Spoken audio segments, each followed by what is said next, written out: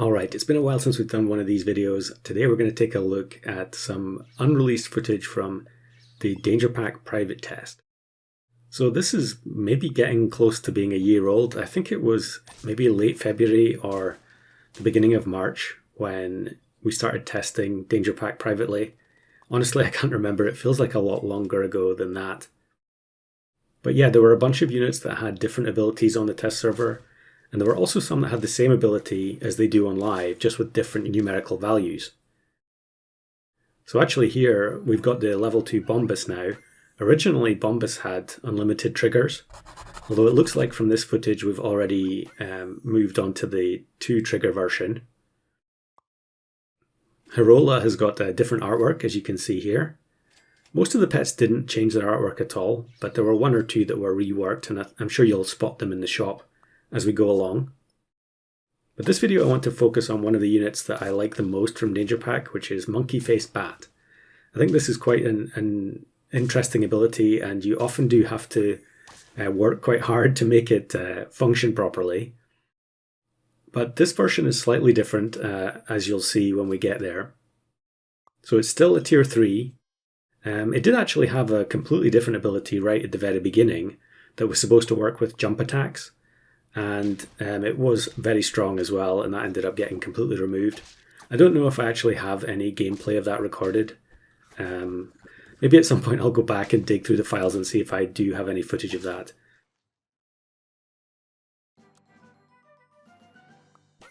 Yeah, you'd think it must be there somewhere. The amount of time that I spent on the test server last year. So we get the Golden Tamarin on level up. I think it has even stronger stats here on the test server than it does currently. There we go. We find the monkey-faced bat. So obviously I'm deliberately going for it because we don't really have anything on the team that synergizes with it. We need jump attacks or potentially some of the... yeah, actually thinking about it, what other stuff besides the jump attacks would synergize with it in this pack?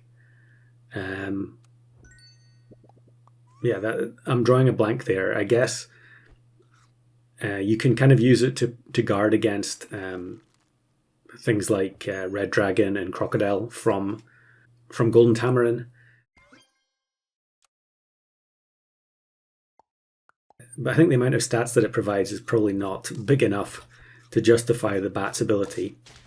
So really it's jump attack or bust, and we don't have any jump attack units at all. So definitely going to lose here. Ilipika is another interesting one actually, although it looked like it was temporary stats there. Way back at the very beginning, Ilipika was permanent stats, not in battle but in the shop. So you could pretty much use it to scale all the way up. It was very good. I don't know if I've already uploaded footage of that or not.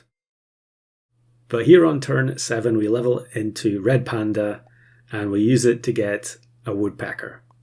Now Woodpecker is the dream unit to go with Monkey Face Bat here, because at this stage it doesn't have a trigger limit.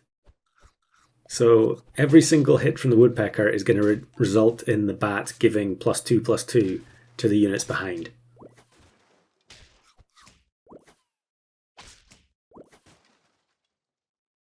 Yeah, every time I see a unit on test that has unlimited triggers, it always makes me panic a little bit. And this one was definitely broken. The question is, am I going to get the Woodpecker to level 2 quick enough here for it to matter? Because although it's obviously not supposed to be able to generate this amount of stats for a tier 3, it's not like this particular team is going to be strong enough to beat a lot of the other test teams that were out there at the time.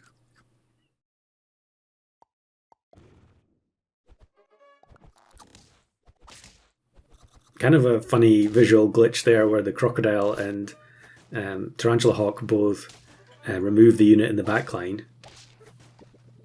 And yeah, we do have enough to win that one.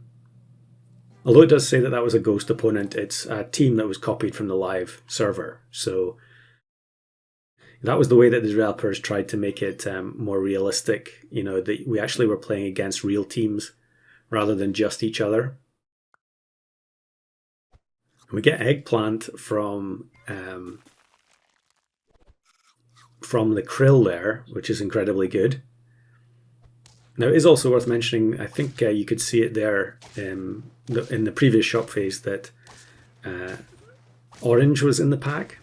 So near the beginning, there was no red pea, which is the one that gives you +3 health.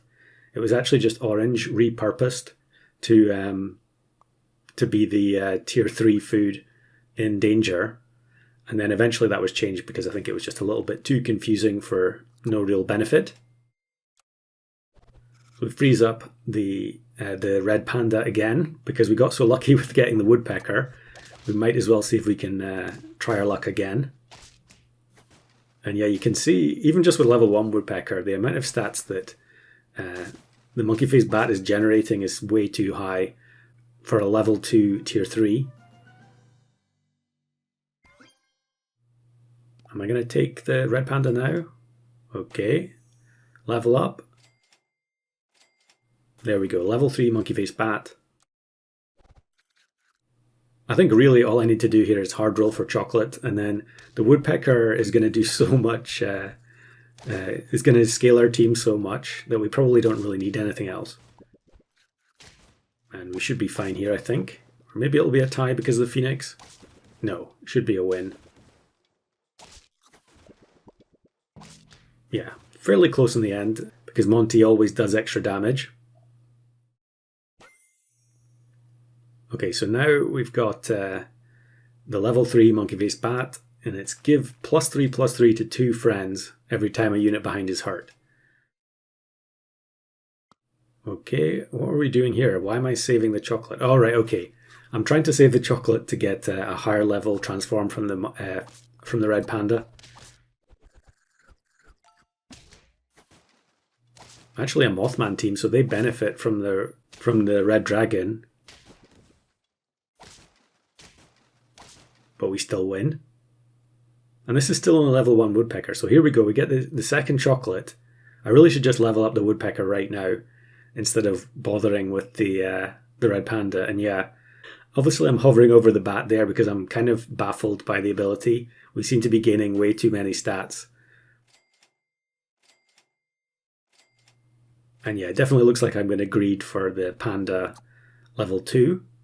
Although maybe we don't even get it in this game, I don't really remember.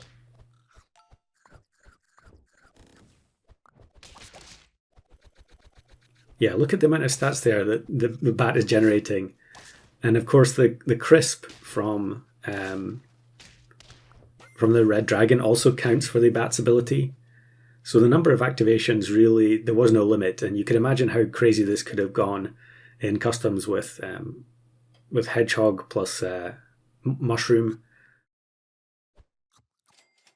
Of course, there's nothing to stop you playing hedgehog and woodpecker in the same team, or multiple woodpeckers. I don't know if I actually recorded any footage in customs with this particular combo, but look at this. This is a hilarious round where all the other units get deleted. So then all the bat's ability triggers go to the 2 units, and they get up to almost 50-50 stats. I mean, for turn 15, this team still isn't all that strong, but you have to remember that we don't have any tier 6 units here at all. We're simply relying on the the bat by itself. And of course, the jump attacks behind are also going to activate the bat's ability. Although maybe this team is actually going to be too strong. Yeah, it definitely looks like it.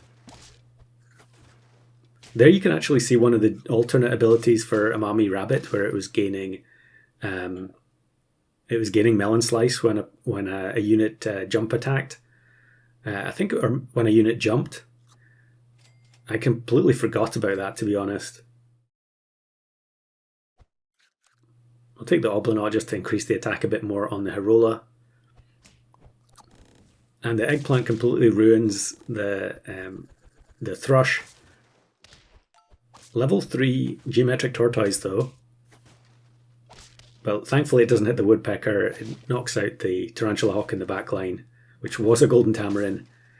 And we win, unsurprisingly. Although we were down to 1 heart. So maybe I greeded for that level 2 red panda just a little bit too much.